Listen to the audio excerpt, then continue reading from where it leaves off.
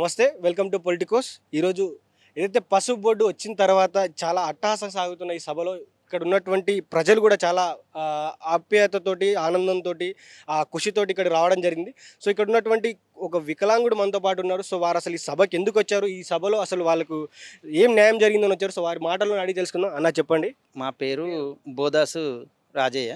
అయితే మాకు Nizamabad MP parliament సభ్యులు ధర్మపురి యొక్క అరవింద్ గారి ఆధ్వర్యంలో మాకు పసుపు బోర్డు అన్నది ఇంతకుముందు మాకు ప్రధానమంత్రి ఆధ్వర్యంలో మాకు కొద్దిగా చాలా పట్టుదలతోని కొట్లాడి మాకు జిల్లాకు, నిజామాబాద్ జిల్లాకు, రాష్ట్రానికి పేరు తీసుకొచ్చినటువంటి ధర్మపురి అరవింద్ గారికి మేము చాలా మా రాష్ట్ర తరపున పసుపు బోర్డు రైతులు కానీ, మాకు నిరుపేదలైనటువంటి పేదలు కానీ, ప్రజలు కానీ వారికి అండదండాలుగా ఉండి మా యొక్క అరవింద్ సార్కు ఎంపీ పార్లమెంటు సభ్యులని ఇంకా ముందుకు తీసుకెళ్లాలని మా ప్రజల యొక్క అభిప్రాయం. ఎందుకంటే అదేవిధంగా తన యొక్క తండ్రి మన డి శ్రీనివాస్ గారు అని చాలా పెద్ద పిసిసి అధ్యక్షులుగా ఉన్నప్పుడు మాకు ఎంతో మేలు కూడా జరిగింది.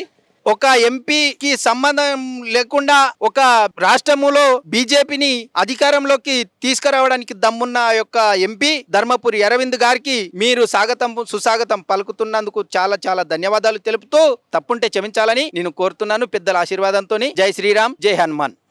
ఇది ఇక్కడ ఉన్నటువంటి వికలాంగుడు చెప్తున్నటువంటి మాట.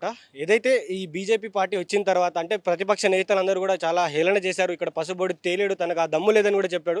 కాకపోతే పసుపు బోర్డు తెచ్చి చూపెట్టాడు. వాళ్ళు ఎవరైతే హేళన చేశారో వాళ్ళకి ఒక చెంపపెట్టులా ఉందని కూడా చెప్తున్నారు. అయితే రాష్ట్రంలో మళ్ళీ బీజేపీ అధికారంలో తెచ్చగలే దమ్ము బీజేపీ ఎంపీ అరవింద్ ధర్మపురికి ఉందని కూడా వారు చెప్తా ఉన్నారు.